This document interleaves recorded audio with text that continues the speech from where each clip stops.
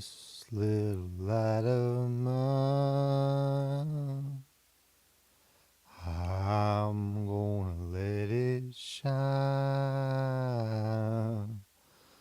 This little light of mine, I'm gonna let it shine.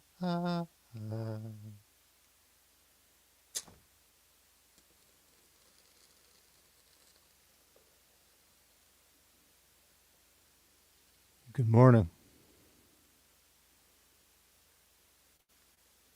I see the assassins have failed. I am Ethan Kahi, have we got a show for you?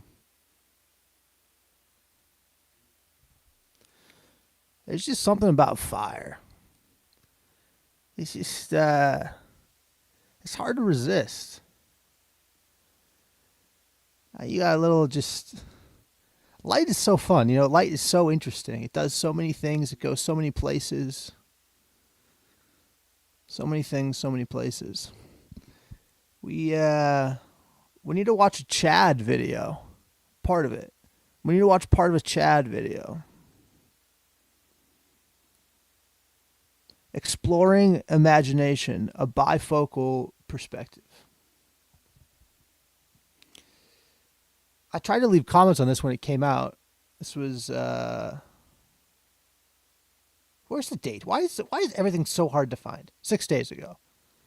6 days ago. But YouTube didn't want me to leave comments, so this is probably pretty close to the timestamp that I want to hit. Our imagination.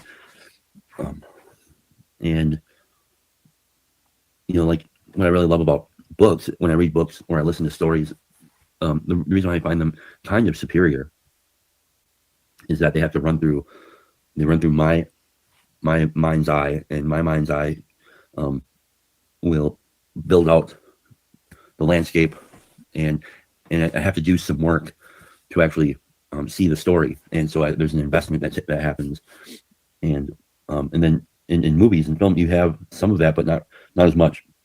That is more. It's more of like a receiving of the story, and you get to build out some of the meaning, if you like, or interpretation, but it's not, and so like all these different things. Okay.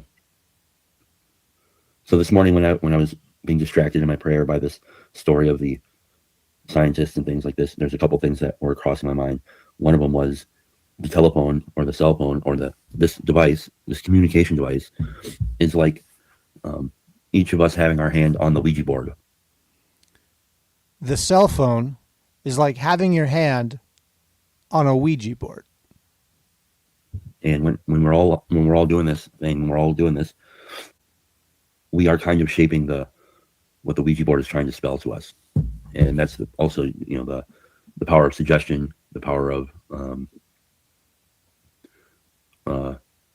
our desires. Is the Ouija board just like an algorithmic device? Collective desires, and then the powers that called, you know, these networks that are trying to siphon our attention so that they also get, you know, they have benefits from that too. They get advertiser dollars, all these different kinds of things. So those are some of the ways that I'm thinking about the pitfalls of consciousness and why it's so important, I think, to best you can point your attention towards particular stories that will grow your desire in a particular way. So like that's why, you know, again, point your attention to stories that grow something worthwhile in you, because every story you encounter is alive and wants something from you, for you, to participate with you, will live inside you, will sit on your shoulder and whisper things to you. I think when I kind of have my difficulties, my spiritual difficulties, what I mean by that, things like That's a good place to pause, because now if you're curious, you have to finish the video on your own time. It's called Exploring Imagination, a bifocal perspective. All right, I'm going to try to light this candle here. Let's see if this works.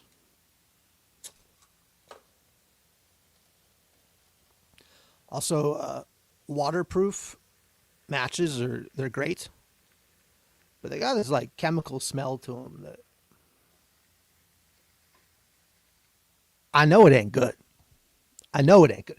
I've lit a cigar before with a waterproof match, and the whole cigar just like starts to like burn like colors. I was like, I probably shouldn't be smoking this cigar right now. I did. I've done it twice. Both times I thought I should not finish this. I should stop this. But I didn't. Okay, let's see if we can't read by candlelight this morning.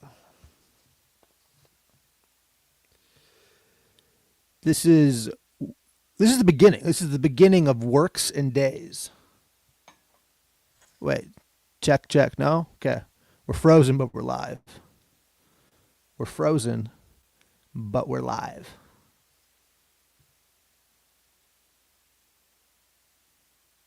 All right. This is the beginning of Works and Days by Hesiod. Hizzy. Muses of the sacred spring Pieria, who give glory and song, come sing Zeus's praises. Him, your great father, through him mortals are either renowned or unknown, famous or unfamed, as goes the will of great Zeus. Easy for him to build up the strong and tear the strong down. Easy for him to diminish the mighty and magnify the obscure. Easy for him to straighten the crooked and wither the proud. Zeus the thunderer, whose house is most high, bend hither your mind. Hand down just judgments, O thou. And as for me, well, brother Perses, I'd like to state a few facts. It looks like there's not just one kind of strife. That's Eris, after all, but two on the earth. You'd praise one of them once you got to know her, but the other's plain blameworthy. They just got completely opposite temperaments. One of them favors war and fighting. She's a mean cuss, and nobody likes her. But everybody honors her. This ornery Eris, they have to. It's the gods' will. All right, this flame's kind of getting out of control.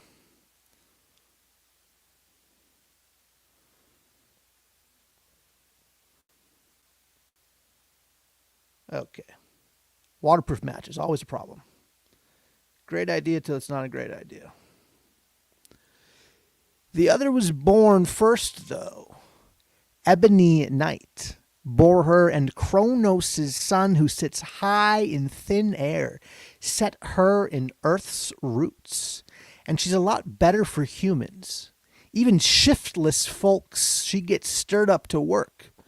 When a person's lazing about and sees his neighbor getting rich because he hurries to plow and plant and put his homestead in order, he tends to compete with that neighbor in a race to get rich. Strife like this does people good. So potter feuds with potter and carpenter with carpenter. Beggar is jealous of beggar and poet of poet.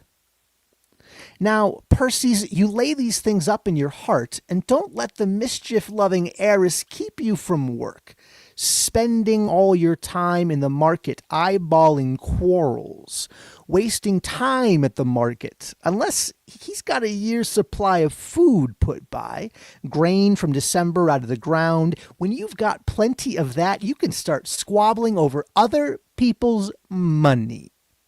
Now that you're going to get another chance with me, let's settle this feud right now, McMosav. With the best kind of judgment, a straight one from Zeus, we had our inheritance all divided up. Then you made off with most of it, playing up to those bribe-eating lords who love cases like this. Damn fools. Don't know the half from the whole, or the real goodness in mallows and asphodel. We got a real little fire going this morning. All right, so I need to finish this. No, Buddy's cool. Buddy's chilling. But we do have this cool, see that right there? That's a cool effect. That is that a fairy? Did we capture a fairy on screen? Because, like, that's cool. Only you can prevent elk fires. All right, we need to finish this Ian McGilchrist video. So, against my better judgment, I'm not going to let anyone in because I know what happens when I let people in. I get distracted. I get weak. We're going to stay strong. We have... Oh, we're at the beginning still. Okay. This is a 9-minute video. I don't know how long we need to watch this, but we need to watch a good portion of this. I've laid out a few claims. So here are the claims I've laid out. This is the part where you click away because you're not supposed to hear this.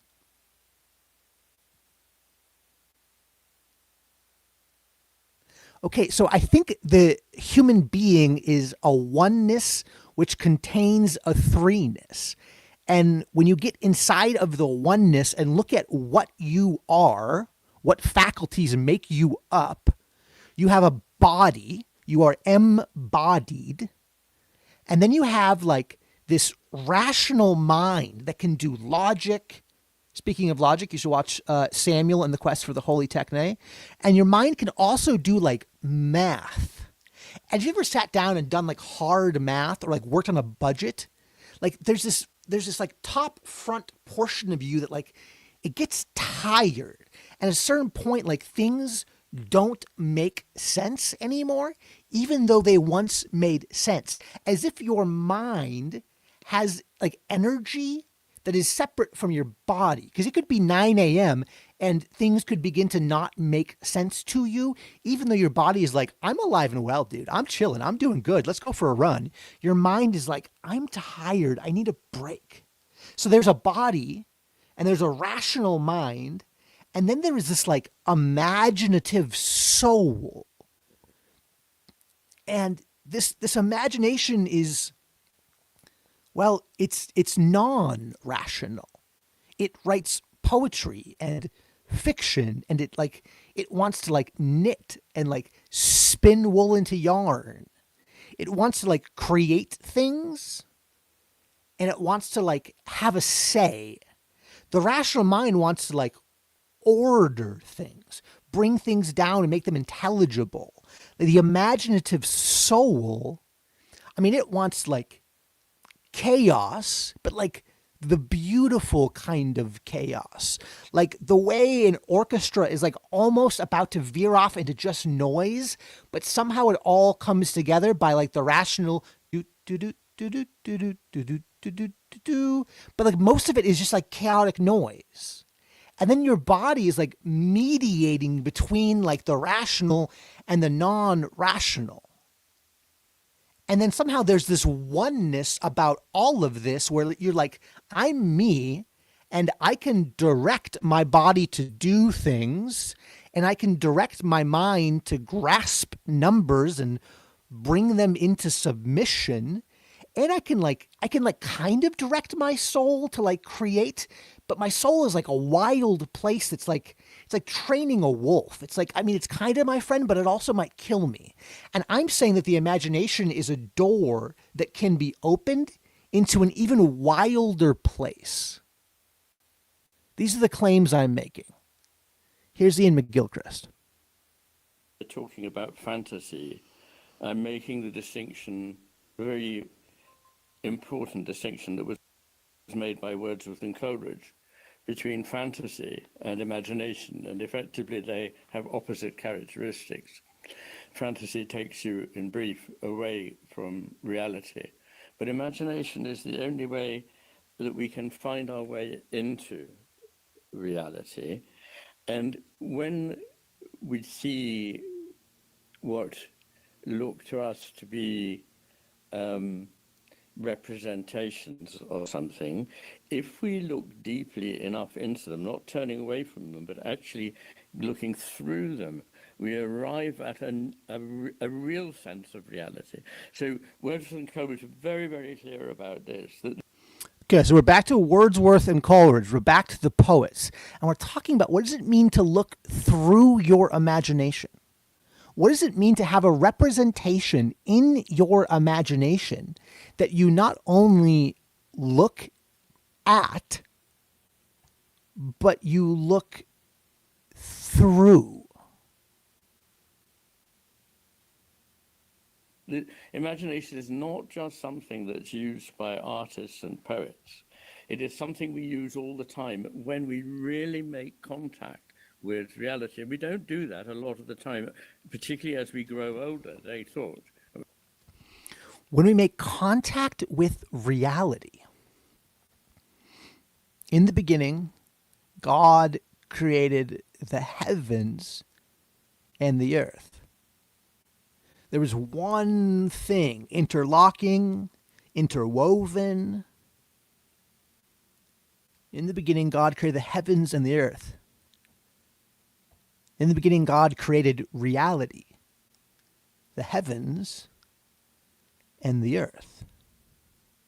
Particularly Wordsworth thought that when he was a child and a young man, or even by the time he was a young man, the process of being enclosed in what he called a prison house had begun. But that connection that is immediate between, not between the perception and what's here, but what lies deeper than the perception, the entity of the thing. So you perceive a thing. There is a candle and a fire, and there's a waterproof match that has started a larger fire and just refused to go out. I perceive this, but this match has a deeper thing. The candle has a deeper thing. The fire has a deeper thing. Now, if I close my eyes, if I cover the light, I can kind of imagine what it looks like. I can also imagine the fire that's here spreading. I can imagine it spreading all around me. I can imagine myself in fire. What am I imagining? Is that real? What is happening when I close my eyes and go into my imagination? Where am I? Do I leave this place? Does all of me leave this place? Does part of me leave this place for another place? Is the imagination a place you can travel? If I travel through my imagination, is it like traveling through time? Is revealed to you. Now, I think that makes a lot of sense, and and thank you for putting me onto that, because I think it's another way of getting at what I'm saying, is that there is something there with which we can really make have an encounter, a meeting. That's the best word I can come up with. And in that encounter, we are changed, and whatever it is changed. So that there is no such thing as an encounter in which the parties go away and that nothing happened. That if it's a real encounter, both parties are changed by it.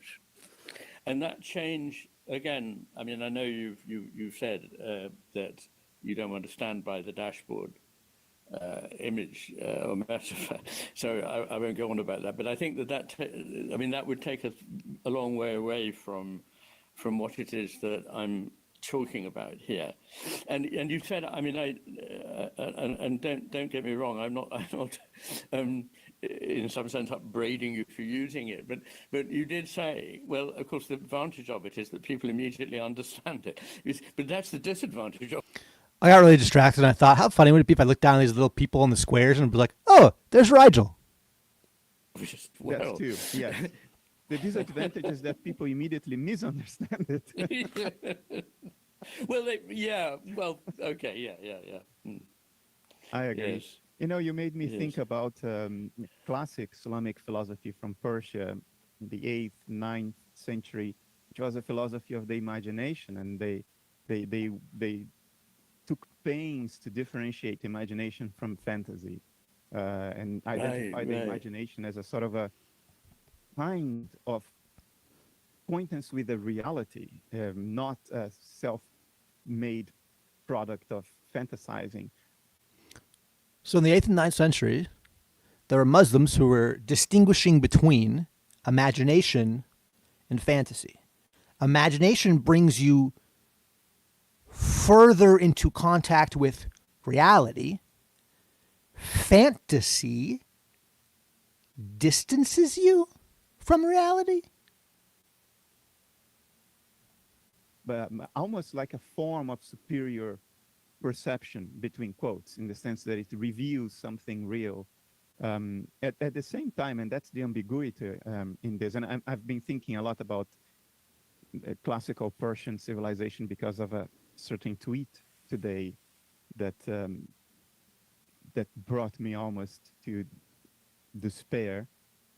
At anyway, I'm not going down that rabbit hole because that will make me Yeah. very depressed. But Yeah. the Persian classical Islamic tradition has been in my mind all day today, and then you Mm, you come and you allude to that, but there is some ambiguity in that because they also refer to the imagination as iconic, or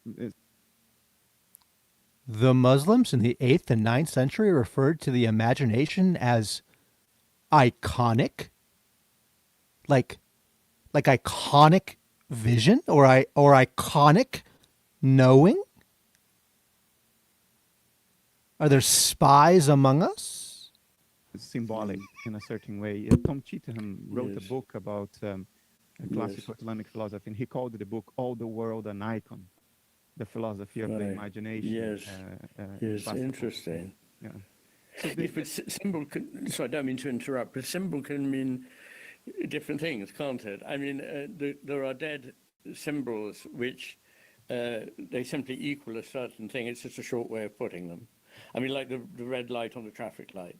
It means stop. You know, it's just immediate. There it is. yes, It's not a very rich symbol. But no, there are other things that are very profound symbols. These are the things that particularly Jung latched onto that symbolize for us things that are hard otherwise to get a hold of. And so anyway, I interrupted you. I apologize. no. This is an excellent point. You know, Henri Corbin, who was a student of classical Islamic philosophy in Henri Corbin. Persia, if I remember correctly, he went out of his way to make the distinction you just made. And he used two different words. One was signs. So the traffic sign is a sign. A word that denotes is a sign. Um, um, the icons on your dashboard, in your computer dashboard, are signs. They point to something that can also be directly described and is accessible in another way. So the sign is just a shorthand, not a new Yeah. path. There are other It, paths. it denotes, not connotes. Yes. Exactly. But symbol connotes that which cannot be denoted. Are we pre-structure or post-structure? Or is this just structure? The stop sign that tells you to stop. But the other thing that tells you something that cannot be spoken of. So a symbol is right-sided stuff. It connotes, it doesn't denote. There is no shortcut or there is no way around a symbol. A symbol is the shortest, most efficient way to convey something that cannot be conveyed in any other way, not by direct description, not by simple denotation, Yes. not by pointing at something that exists in front of you. It is a sort of a the Zen Buddhists, they would refer to the finger pointing at the moon. A symbol is not meant to be where you rest your attention. Just like when you're pointing at the moon, you don't keep looking at the finger that points at the moon. Yes. You look Yes. at where the finger is guiding you. Yes. So a Yes. symbol is that thing that guides Sure. you to look somewhere else. And when you Yes. do, then the symbol becomes useless. You can forget about it. You can throw it away. Just I really like that example. Like a stop sign tells you to stop, and you look at the stop sign, and there's nothing beyond the stop sign. The stop sign is where the stop stops. And the finger in the moon is good because the finger is a symbol and it's guiding you towards a deeper reality. And so that's probably like, listen, I'm not Orthodox, but I'm gonna make some claims here. That's probably one of the things that's happening with icons, is they are pointing you towards deeper realities. Again, I'm in the middle of Wisconsin and I dropped out of college twice. I don't have a clue what I'm talking about. it's like you can throw away the finger pointing at the moon the moment you see the moon. Well, I'd like to qualify that, because I think that that kind of symbol that we're talking about, the rich symbol that can't be stated in denotative language, is really what art is for and what mythology is for. And rather than say we can throw them away, I would like to say that we can see through them. I have this way of talking about art as semi-transparent or translucent. In other words, when we look at it, we don't rest our eyes only on it. We see something through it, but we still see the work of art as well. And it's through the seeing through at the same time as seeing, what I call semi-transparency or translucency, that gives us the full meaning. So you see through art, and there's something beyond the art that the art is pointing you towards. And if you can see the art and see beyond the art, then you experience a kind of personal meaning. This was an excerpt from Exploring, the Ethan Kahi Show. Thanks for coming. We're going to do a poem, the same poem I did last time, so feel free to skip. The link is dropped in the chat. I'm going to read a poem, then we're going to check to see if anybody wants to chat. Otherwise, there are 31 minutes left. We have 31 minutes left. 31 minutes remaining. There are 31 minutes, and then we're all going to go our separate ways.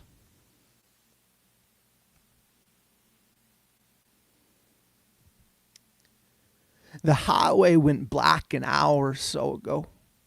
I was still driving. You were still sleeping.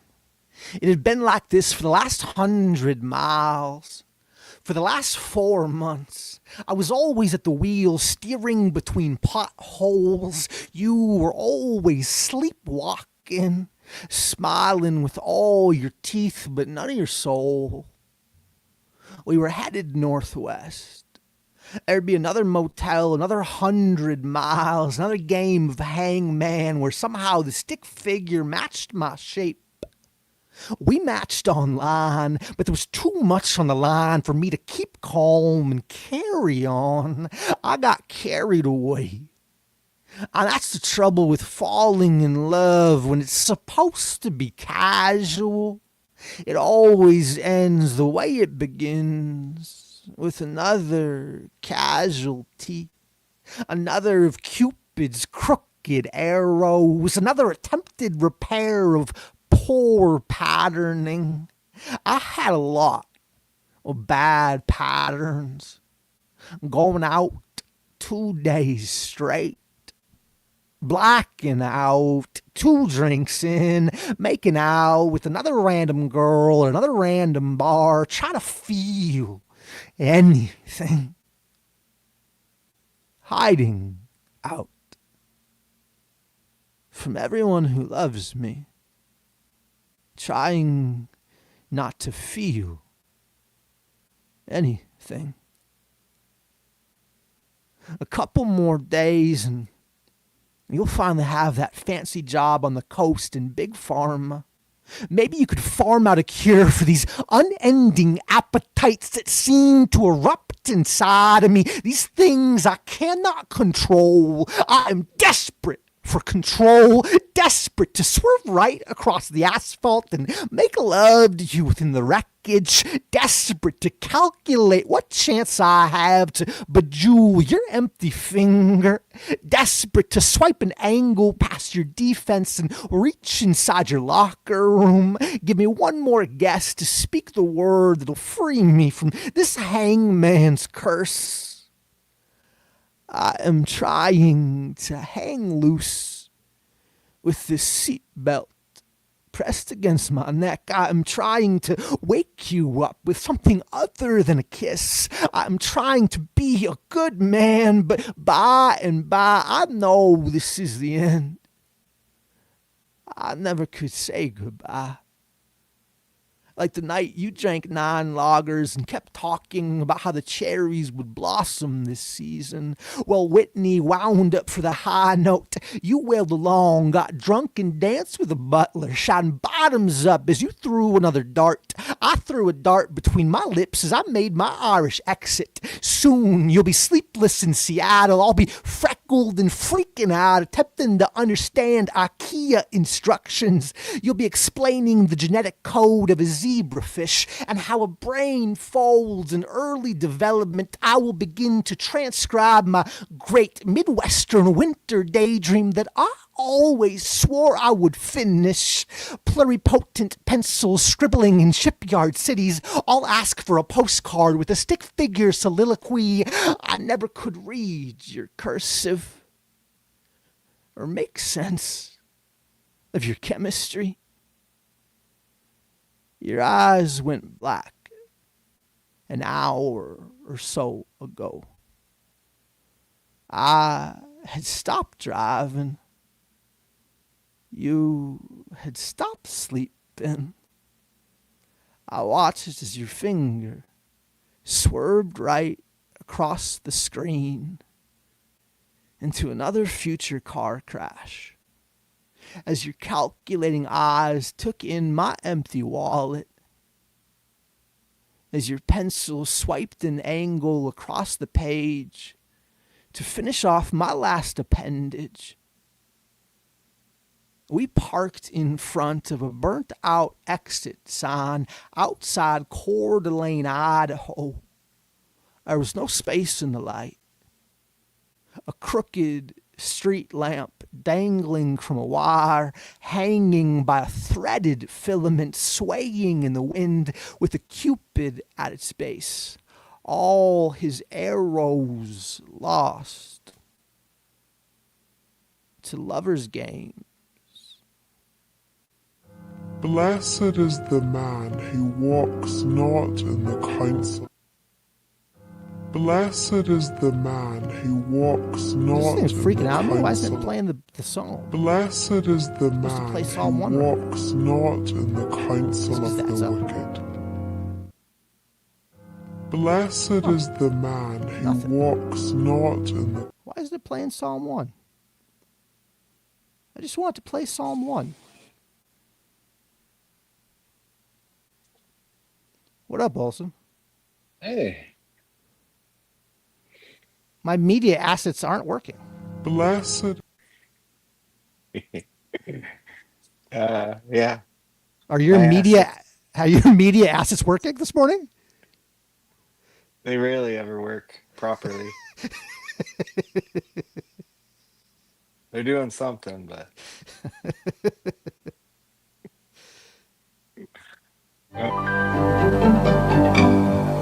oh, there you go. You got one going. Wait, you heard it? Yeah, I heard it. Yeah. Yeah, I thought it was on the screen. Really, I can't see any of that. It's so strange. Okay. Anyways, how are you? Sleepy.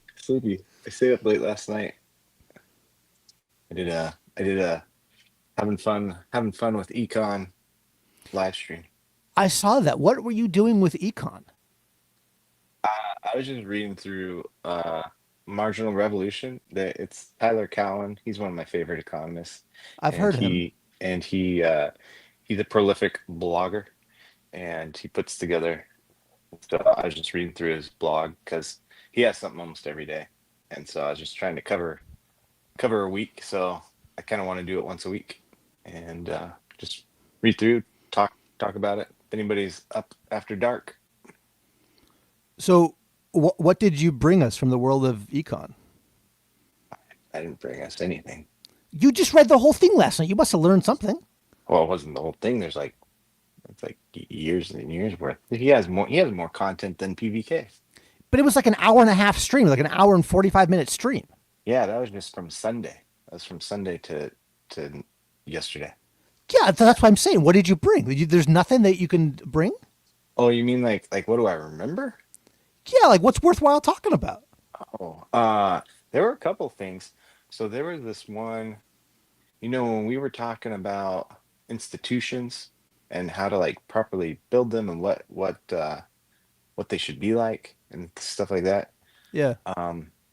Somebody invented a fancy term for that called progressive engineering or something like that. Progress engineering. Anyways, and so that was kind of interesting. There was an article about why LLMs can never be conscious, and they use a lot of big words. So that one was pretty interesting. Apparently, plants could feel vibrations, and that tells them when to start sprouting. Some plants, but Vibrations. yeah, they say sounds like they say like the headline to sensationalize it, like plants could hear. Well, I was like, okay. As I read the headline, I was like interpreting. I was like, okay, it's not really like sounds like we hear. It's going to be vibrations. It's going to be something that's within the movement of the soil or whatever that's causing them to their the epigenetic information to start activating. And so yeah, Well, but I mean, they don't have ears. that's right. And Yeah, so they like don't have ears. we have ears that translate vibrations, Right. Hmm. but they have And their that's own way to translate vibrations into go do this. yeah. Hmm. Yep. So it's good vibrations. Good. Don't sing it too well, because if you sing it too well, I'll get copyright struck. So just make sure you're a little out of tune. Way out of tune. I've never been tuned in my life. You and me both, brother.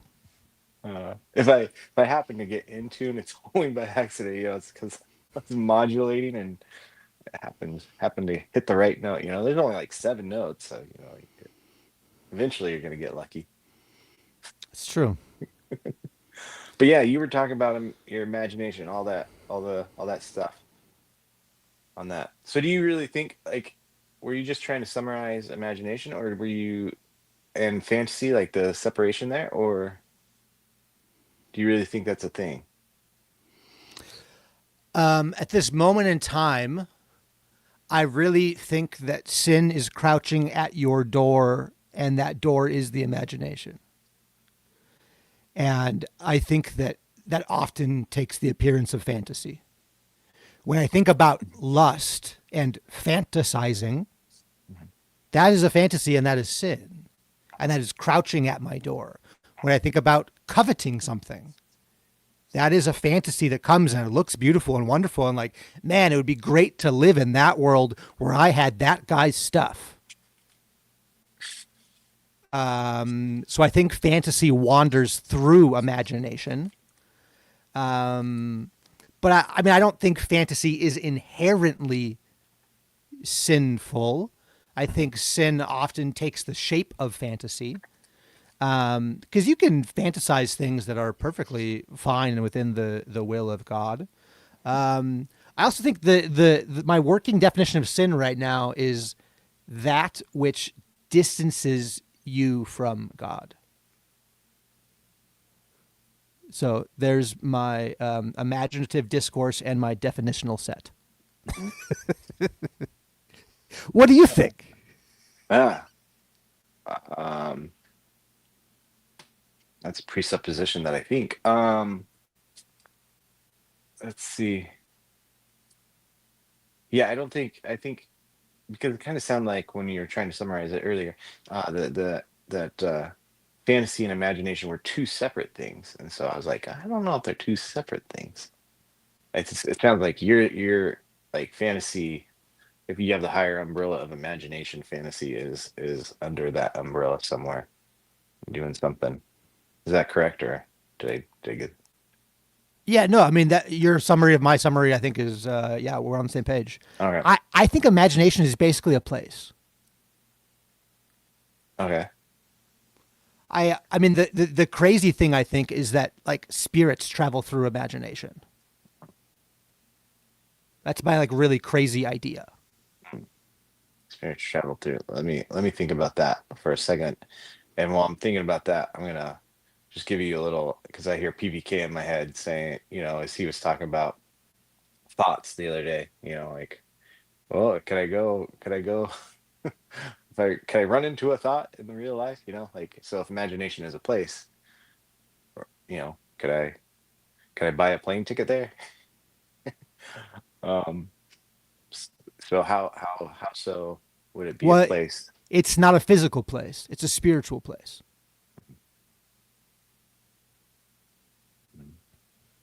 So it operates on completely different logic. Okay. That would be Okay. my claim. Okay. So it operates on, I'm going to bring in Ross Bird's stuff because Ross Bird talks about how there's cause and effect, and these are like the laws of earth. And then there's call and response, and these are more like heavenly laws. And so imagination, I think, actually operates on call and response. What you call out to will respond. And that's how you can like attend to anger. And all of a sudden now you're like the attendant for the spirit of anger. And that happens in the imaginal place, in the transjective. So now I'm bringing in Vervaeke. So I have a slight detour, and you can go down it, or we can continue down this one. W- It seems like we've kind of talked about, we've hit on it before. You have like cause and effect, and then you say there's a call which is different. Then you have a call and response, and you say those are two different things. They're similar but different. And I'm just wondering, like my conception, I can't separate them. I still see a call and response as a subcategory of a cause and effect. So you have a cause and effect things, and call and response is a specific type of cause and effect. Yeah. But we can keep going down the imagination one. No, I think we should do this.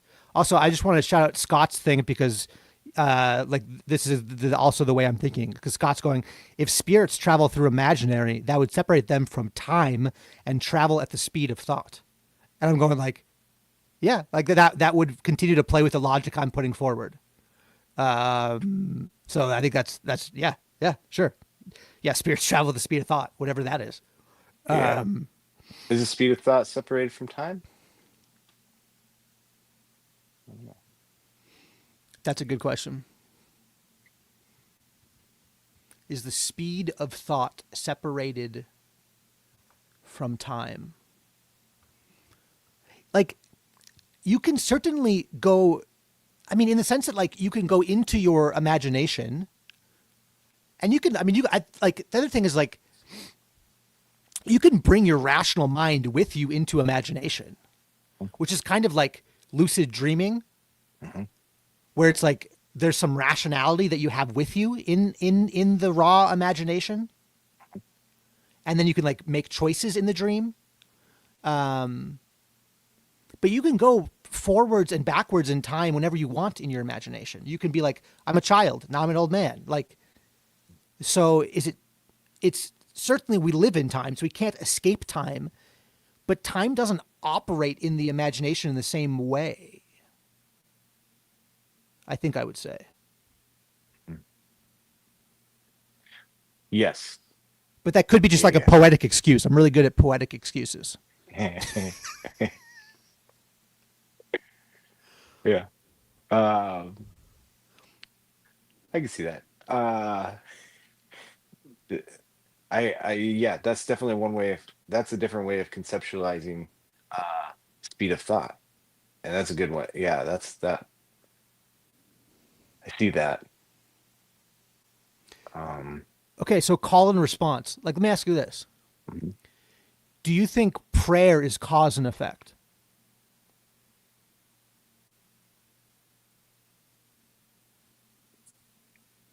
I think it'd be like I said, it's a subcategory of a cause and effect, right? Like I've heard doesn't.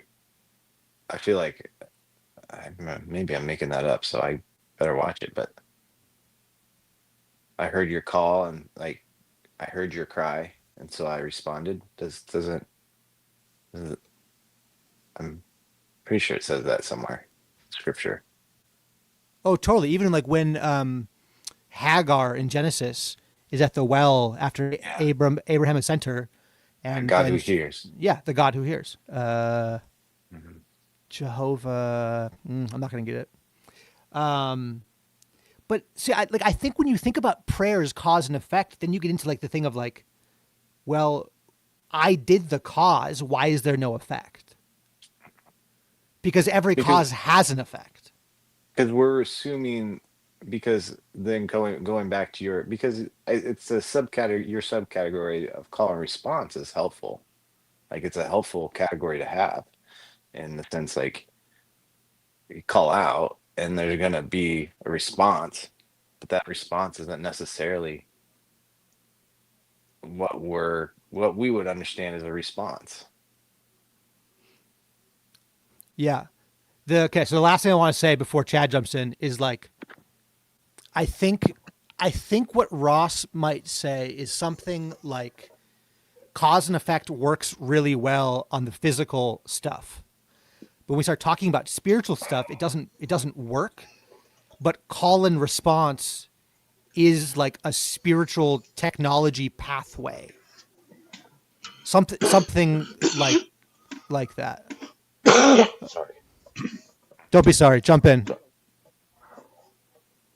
I'm catching up. Well, no, you were talking about like phantom vibrations and all kinds of stuff. So we got 12 minutes. Where do you want to take us? Oh yeah, I don't know. It's something that doesn't happen anymore. I don't have the. Maybe it's because I don't really hold my phone in my pocket like that anymore. But yeah, I used to have that when I first. It would be alarming too, because you know, I mean, have you ever had that before? I get the vibration still today. Okay. Yeah, so that's kind of. I was looking at the numbers. It's like 20. I don't know how kind of arbitrary numbers these are, but it was like 26% to 86% of phone users have this. So I don't know how the hell you even. Such a weird. I don't know. I don't get that, but maybe that's different studies or something. But yeah, I don't know. What were you just saying about the spiritual? And you said something about spiritual there. With the So I talked to Ross Bird this year, and he has this thing he's been working on because he's been trying to figure out like how to move mountains. How to move mountains. And his whole argument is building towards like we think we're going to move a mountain by cause and effect, which is like, I mean, Elon's the best at cause and effect. He can build tunnels under cities. He can take rocket ships into space. That's all cause and effect. But Ross is going like, I think there's another way to like operate in the world. So cause and effect operates on power. And there's this other way to operate in the world via authority, and that's call and response. So that's how a father gets his children to do things, as he calls to them and they respond. And that's actually not power, it's authority.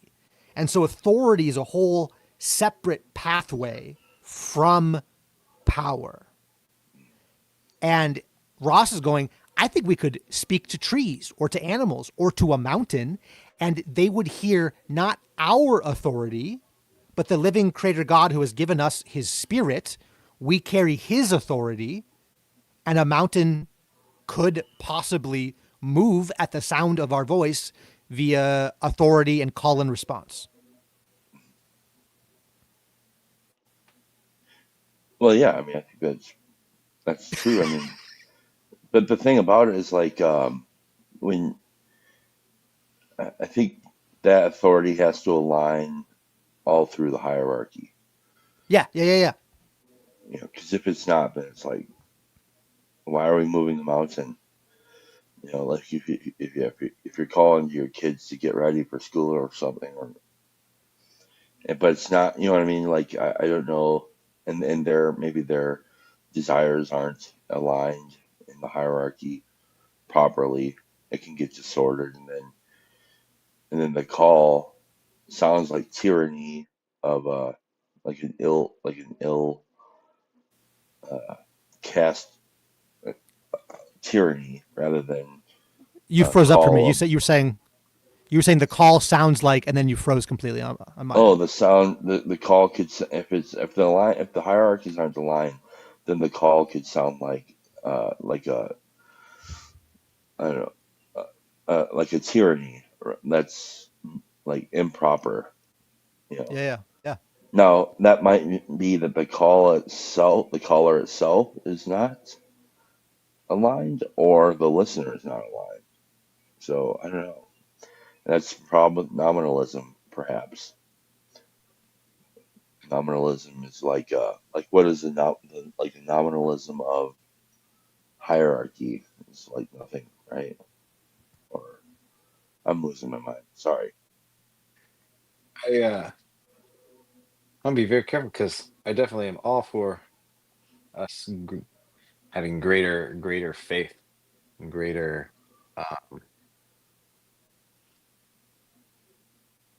ability, to call and move mountains. I see that, right, and I see moving mountains as a faith thing, Yeah. um,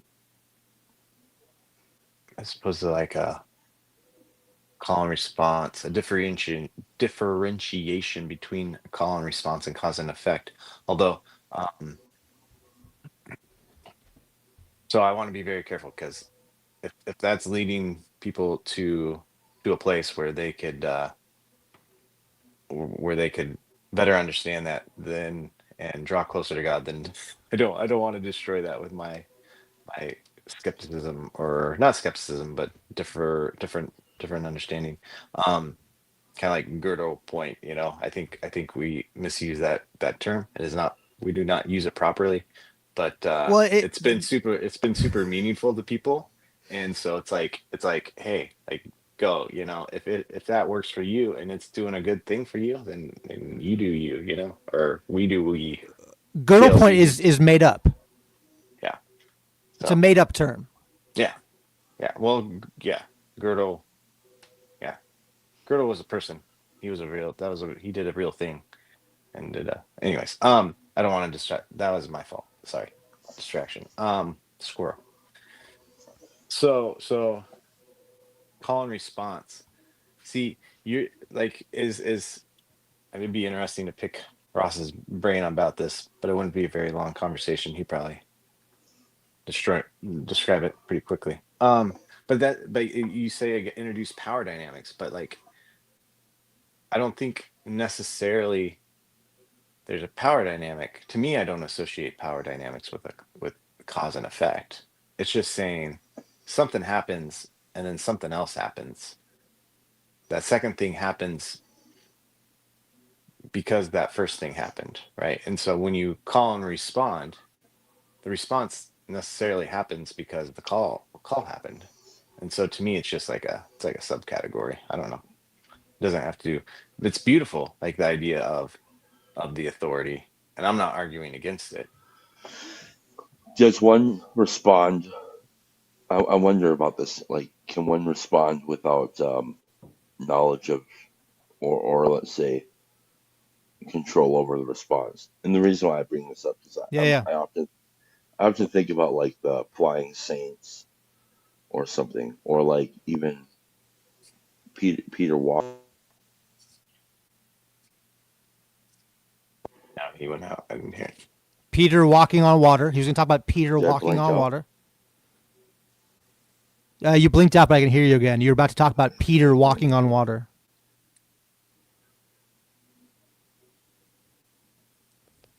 Back. I want to hear about Peter walking on water. Okay, well, real quick then, the thing I would say about the difference between power and authority, if you think about dominoes, when one domino falls, the cause, it creates an effect, but that effect is created through force. The domino falling forces the second domino to fall as well. Whereas authority and call and response doesn't have force to it. When a father calls to a child, the child responds not because the call is forceful. I mean, like in a sort of an ideal situation, but because of trust. The child trusts that the father's will is good for them. Now, obviously, you could add both of these at the same time, because you could say, hey, I'm going to call to you. If you don't respond the way I want to, I'm going to force violence on you. So you should probably respond when I call. Otherwise, I'm going to show up with a big stick. But go ahead. Go ahead. No. Well, I was just thinking, if you think about cause and effect as merely a physical phenomena, then you're right. Like there's always going to be force, because that's how physical phenomena interact with each other, as there's forces interacting with other forces. But I don't know. I wasn't necessarily thinking purely of physical phenomena in terms of cause and effect.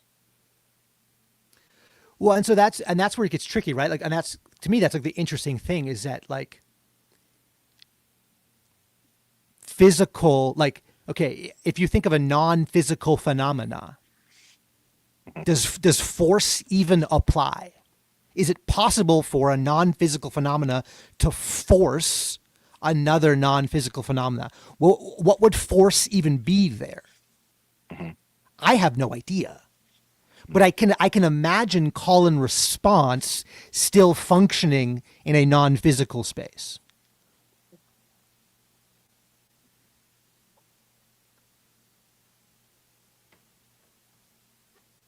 So you're saying the difference is that with cause and effect, you don't know what it is. Like, you don't know how that interaction plays out in non-physical space, right? So can cause and effect have an interaction in non-physical space? And you're like, I don't know. But then, so you saying that then the differentiation is that with call and response, you could understand how that interacts in non-physical space. Is that the difference? Yeah, I mean, so and Brett's over here going liberal theology. He goes on, did Peter walk on water? Or did God allow him to walk on water? The cause is always God. I don't know how Calvinism would pair with this. My guess is it probably wouldn't, because Calvinism has some unique quirks to it. But I'm not sure. I'm also not a Calvinist. So yeah. Right. I think when Calvinists say like God puts it on our heart to call out, God compelled Peter to walk. I don't know. So part of this is that, okay, we have, I'll give you my last thought on this, and then we got to get out of here. But yeah. All right. all of this also operates in a different sort of framework of a fractal subsidiary hierarchy, great chain of being. where like the lower entity influences the higher entity, while the higher entity simultaneously influences the lower entity. In the sense that like if I'm just an employee, I can do things that will influence the CEO. Like that is possible. But obviously the CEO has more influence over me. So like with the Peter walking on water thing, I'm going like, that's a co-creative act. So like Peter has a part to play in that. Like God is not forcing him. So is God allowing him? Sure. But is Peter walking? Yes. Like I don't see any distinction. Like it's both and. It's a co-creative act. That would be my stab at that. Okay, Olson, final word's yours. Yeah, thanks. Have a great day. Go see Chris Howard.